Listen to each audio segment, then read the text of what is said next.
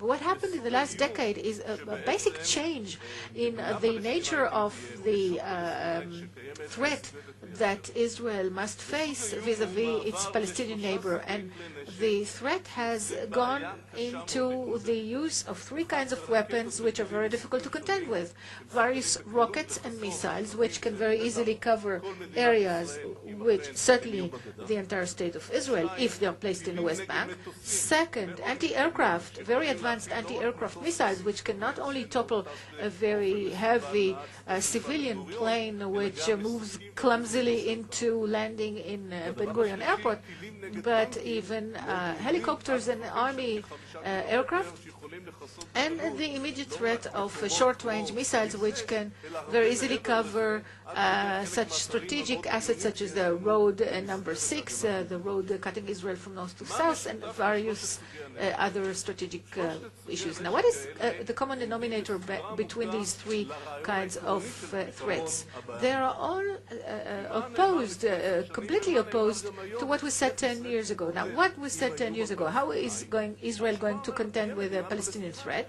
Well, there would be a Palestinian state, but it would be demilitarized. Now, demilitarized of what? If it is demilitarized of tanks and cannons and aircraft, then maybe one can tell if this would be the agreement that it would not have tanks and artillery, and more important, that perhaps we will be able to develop some kind of a monitoring system to guarantee that there are no tanks, no aircraft, and no cannons. But when the real threat is not tanks or aircraft, but rather missiles and rockets against tanks, against cars, against aircraft, the common denominator to all these kind of weapons is that not only can they be produced in a clandestine manner as we've witnessed in Gaza, but that also that they can be very easily smuggled. The only system that can monitor the prevention of smuggling of such weapons into the territories or to prevent their production and manufacturing is very simply and clearly control. And when Udi was talking about controlling the line on the Jordan River, it is important not only to prevent an invasion from the east, but merely to ensure effective control to prevent smuggling of such weapons and equipment.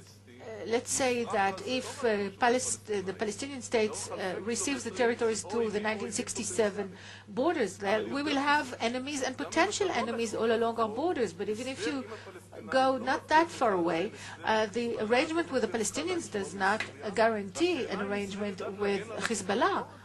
And the issue is not only if Israel can defend itself against Palestinians, but how can it defend itself in the not unlikely scenario of a war which will include the Syrians, Hezbollah, and the Palestinians.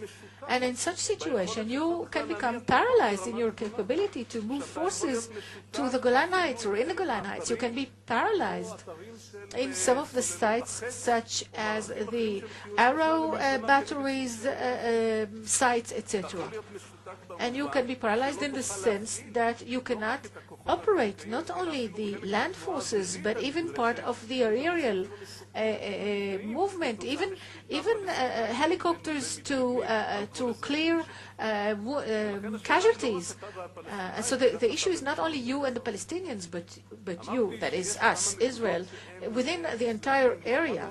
In order to operate efficiently our rocket and missile systems, such as the Iron Dome, etc., we need a minimum range in order to use these systems. You cannot apply a very highly sophisticated system if the rocket is shot 1 kilometer away from you. You need a certain basic span, a tactical distance of several kilometers to enable you to address such a threat. And something that Uzi also mentioned, even if you have a very large force, a land force or aerial force, you need a certain minimum range to be able to operate it.